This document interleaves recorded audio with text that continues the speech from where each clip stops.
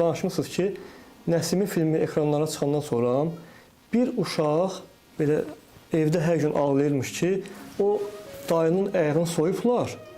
Mən o inanmayıb da, axı onun atası o uşağı götürüb gəlib sizin yanınıza. Ha, belə bir şey oldu. Oldu belə bir şey. Bu söz nətərdir? Günah bir günü mən kinostudiyadan çıxdım. Dedilər ki, səni bir qadın və bir uşaq gözləyir. Dedim, yağın görüm qovma qarabədən zaten. Çıxdım, gördüm, mən bunları tanımıram, amma qayıtdı ki, oğlum, bu uşaq filmə baxanda diksinib, bunun sinir sistemində bir pozulma var. Həkimə apardıq bunu. Bu dedi ki, bu nədən belə olub? Deyirlər, bir dəfə gəldik, televiziyanı açdıq, Nəsimi filmi gedirdi və o dərsi soyulma yerinə baxıb uşaq belə diksinir. Hə, nəsə belə çox pis qəbul eləyib onu. Həkim dedi ki, bunu aparın o adamın yanına, onu göstərsin ki, elə bir şey olmayıb da, yəni bu filmdir. Mən də özü o deyəsən bir hakim qadının uşağı idi. Uşaq nə boyda uşaq idi? Belə məktəbli idi? Təxminən 8-9 yaşı olardı belə. Mən bunları elə kinostudiyanın yanında olurdum. Götürdüm, apardım evə. Bu nənəsi ilə gəlmişdi. Gətirdim, bu albomu qoydum qabağıma, bu uşağın qabağına. Orada da mənim Nəsimidə problarım, şəkillərim, belə göstərdim. Sonra ayağımı belə göstərdim ki, hər şey yaxşıdır.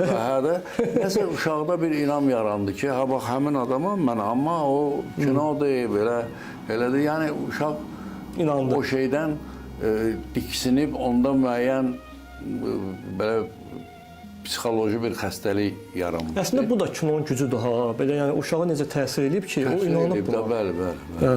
Maraqlı faktdır. Məşhur Fransız aktyoru Jean Gabin'in belə bir sözü var ki, insan həyatında ən böyük içki ümid içkisidir. Ümid itəndə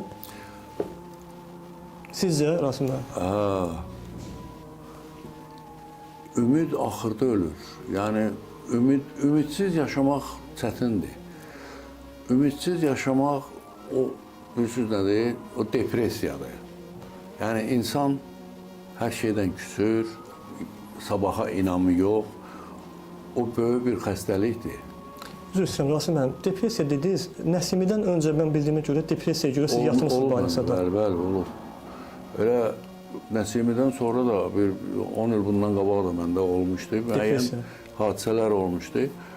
Bilirsiniz, ona hər adam düşmür ki, ona da meyilli adamlar var. Məsələn, adam var ki, məsələn, üçümüz gedək, 3-4 nəfər gedək, küçədə bir də görürük ki, maşın bir nəfəri vurdu. O 4 nəfərin hərəsinin reaksiyası eyni ola bilməz. Eyni ola bilməz, müxtəlif olmalıdır.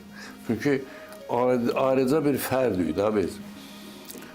Və yaxud çox şeylər, bu misalları gətirmək olar. Ona görə də ümidsiz yaşamaq, yəni artıq həyatın bitməyi demək, yəni bu xəstəlikdir. Xəstəlikdir. Bir də Rasim bəy, bildiyimə görə bir dostunuzu müdafiə edədiyinizə görə 100 gün həbsdə qalmışsınız. Olub.